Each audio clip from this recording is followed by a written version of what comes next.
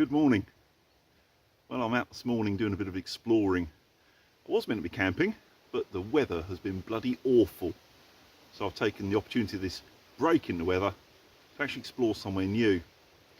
And it sort of occurred to me something that I've seen quite a bit on YouTube, and that is navigation and how complicated some people make it. Now, I'm out here today with just this and this. Thinking back when I was instructing with the cadets, it would often come up, you know, how do you know where you are? How are you going to find your way back? And of course, being youngsters, the answer was, well, get my phone out. Well, that's all well and good, and you know, Google Maps and that sort of thing has its place. But it depends on your phone signal, and it depends on how long you're out because of your battery life. This never fails, which is why I use it all the time. The other thing, Ordnance Survey maps, they're getting quite expensive now. And I suppose because so many people use their phone, they're not selling so many, so the price has gone up. Being the cheapskate that I am, this is the area that I wanted to explore today. So I just went onto Google, no, it wasn't Google, it was Bing Maps. Selected the Ordnance Survey, zoomed into the area I wanted and printed it off. Just a disposable piece of paper that can get binned after this little exercise. I thought I would show you the basics, at least how I do it with this and this. You can make it very complicated. Do we need to? No, of course not. There's very few places in England where you can actually get lost. It's not big enough. And the other thing, I'm not calling in an airstrike. I don't need to be millimetre accurate. I basically need to know what's up, down, left, right. Just make sure I'm going the right way, basically, and on the path. Right, how basic are we going to go? I suppose we better talk about the compass. That doesn't show very well through there, does it? Is that better?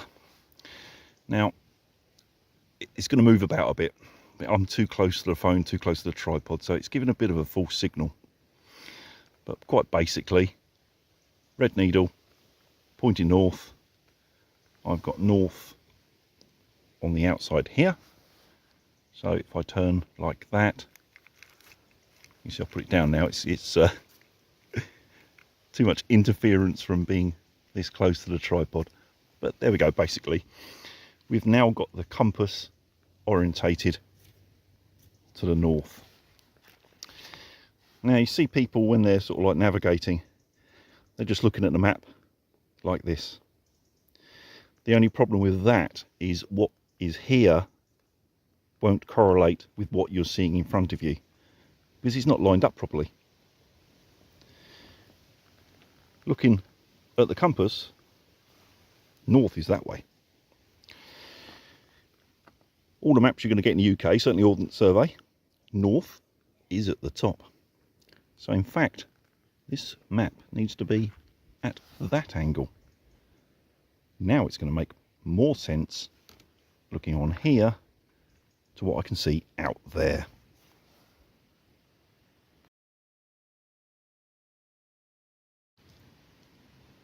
Now I know the map's at the right angle. North at the top is actually facing north. Now I know where I am on this map. I'm roughly where this little tree is here, just off this path. But let's say I was at this pond and I wanted to go to this pond. When the twig gets out the end of his compass, get off.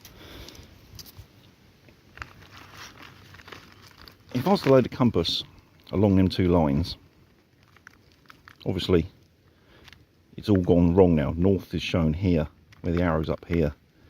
So if I was to spin north to the top, which is about there somewhere, allowing for the interference,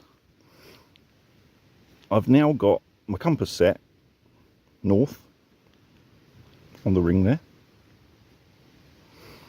and the edge of the compass in line with the direction that I want to travel. So I can pick this up, and as long as I keep the red north arrow on the north spot, I can follow, you can't see in this light, but there's actually an arrow here. I can follow that arrow, and I'm going in that direction. Right, so now my compass is set, I can basically move it until the north arrow is in the north box, as it were, where the north is on the outer ring. Looking along this line where the arrow is, if I was to walk straight line straight through there, would take me from one pond to the other pond. It is really as simple as that. You can get really fancy using the measurements on the side against the scale of the map and that sort of thing, and plot distances accurately and all this sort of thing. But for most of us that are just having to wander in a woodland, or that sort of thing anyway, that's as much as you need to know. The crucial thing is finding north. Whatever map you're using, north is the top. When you find north, if you find north is there, it just means your map's got to be like that.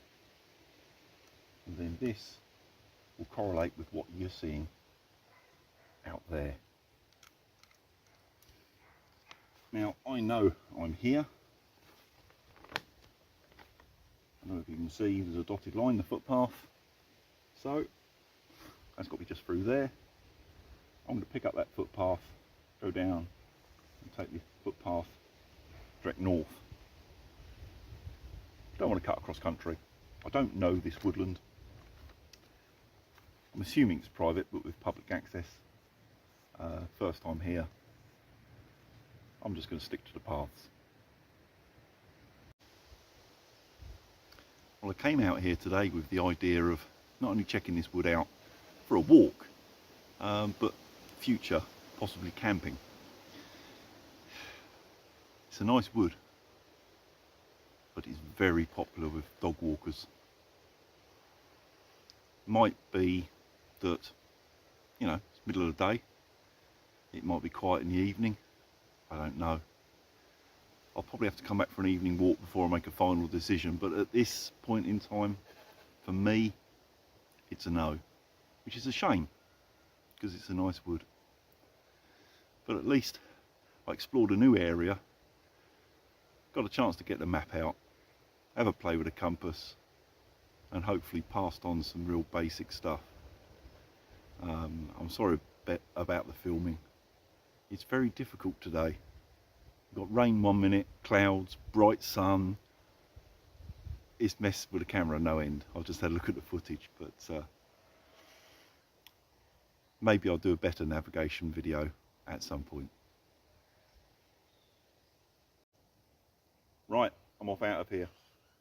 Only got to head north.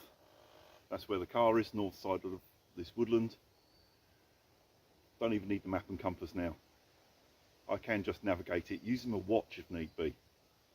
But maybe that'd be another video.